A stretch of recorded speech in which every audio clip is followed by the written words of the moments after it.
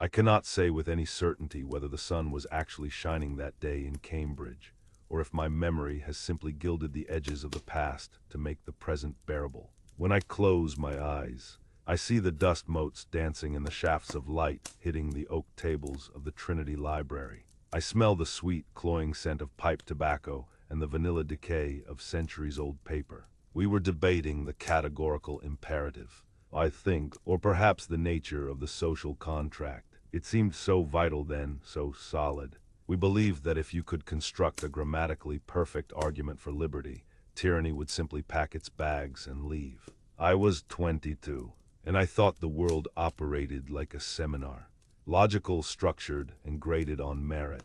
That memory dissolves into the taste of bile and coal smoke. The library is gone. In its place is the damp, peeling wallpaper of a safe house in Rouen. The air here does not smell of philosophy. It smells of boiled cabbage, unwashed bodies, and the metallic tang of adrenaline that never quite leaves the back of the throat. I sat on the edge of a mattress that felt more like a sack of wet gravel, staring at the door. My hands were still the hands of a student, ink-stained, soft, but they were wrapped around the cold steel of a Webley revolver. It felt heavy, an absurd prop in a play I hadn't auditioned for. I checked my watch. 3 minutes past the hour. Pascal was late. In the silence, the mind eats itself. I began to deconstruct our last meeting, analyzing it with the same rigorous scrutiny I once applied to French poetry. Had Pascal's eyes lingered too long on the street corner? Was the tremor in his hand fear of the Germans or fear of me? The problem with espionage is that it demands you treat your friends as variables in an equation where the only solution is survival. I had convinced myself that Pascal, a baker with a wife in the resistance and a son in a POW camp, was the only solid thing in this shifting city. But now in the damp dark, the logic of the classroom failed. In the classroom here I might be B, or I might be a man waiting to sell you for a pack of cigarettes and a stamp on his papers. Above me a floorboard groaned. My breath hitched, a jagged intake of air that burned my lungs. I froze, the revolver lifting not by conscious thought, but by a spasm of muscle. The silence that followed was heavy, pressing against my eardrums.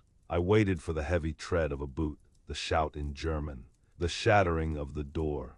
I counted the seconds. 1, 2, 3, nothing. Just the building settling into the mud of the riverbank, shifting its weight like an old man in a hard chair. I lowered the gun, my heart hammering a frantic rhythm against my ribs. This was the humiliation of it, the intellectual reduced to a trembling animal by the physics of old wood.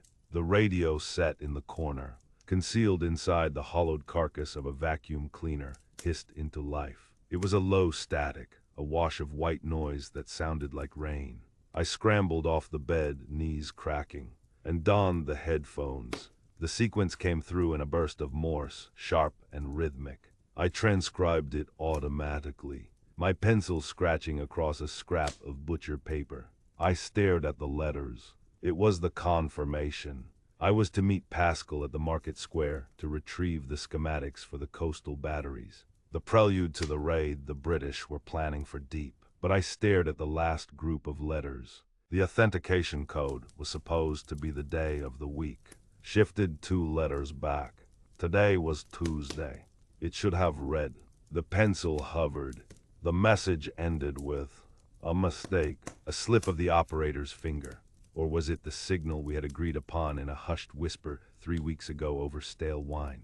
Pascal had said it was a distress signal. He was compromised. The meeting was a trap. Logic, the cold, hard logic of the university, dictated I burn the paper, pack the radio, and vanish into the sewers. To go was suicide. To go was to walk into the open jaws of the machine. But then I remembered the smell of the library, the arrogance of believing in the rightness of things. If I left him, the network collapsed. The information for Dieppe would be lost. Men would die on the shingle because I was too clever to walk into a trap. I crumpled the paper and swallowed it, the dry pulp sticking in my throat. I wasn't a soldier. I was a mimic. I just had to hope I could play the part well enough to fool the audience one last time. Nachnebel scatter. The wolf is at the door. Scatter. I repeated it. Once, twice, the needle on the battery gauge died. The hum faded. Silence rushed back into the tower, heavy and judging. Then came the shouting from the street. They had the fix. I left the radio. I left the codes. I took only the gun and the guilt. I kicked open the louvered shutters and climbed out onto the wet slate of the roof. The wind whipped my face, carrying the scent of rain and impending violence. Below, a spotlight swept the face of the church, blindingly white, inching closer to my perch. I ran. I scrambled over the slick tiles, sliding, clawing at the laid guttering. A bullet chipped the stone inches from my ear, spraying granite dust into my eyes. I didn't flinch. I vaulted the gap to the neighboring tenement, landing hard, rolling, the breath driven from my lungs. I was no longer Alistair Finch, the scholar. I was a creature of instinct, moving through the shadows of a burning world.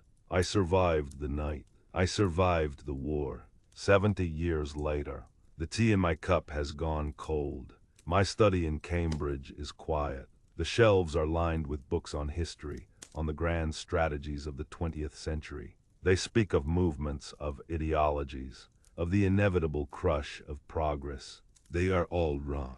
I look at the photograph on my desk.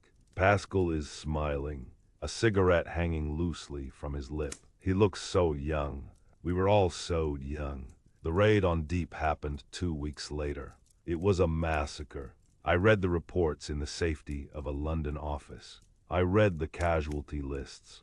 I traced the names of the dead with a finger that had chosen to save a baker and a schoolteacher instead of a regiment. They tell me I am a hero. They gave me a medal for the network I saved. But they do not mention the ghosts of the men on the beach. I see them when I close my eyes. I see them in the fog on the River Cam. I spent my life studying the structure of language, the architecture of logic. I believed that if you could understand the words, you could understand the world. I believed that civilization was a sturdy machine, built on reason. But I know the truth now. The machine is broken. It was never whole. It is held together by nothing more than the terrifying, spontaneous mercy of individuals standing in the dark. My thesis was rejected in that bell tower. The logic of the universe does not balance. There is no equation for the weight of a life. I am an old man now. The ink is fading on the page. This memory is a shard of glass I carry. Help me pull it out. Subscribe to keep this history alive.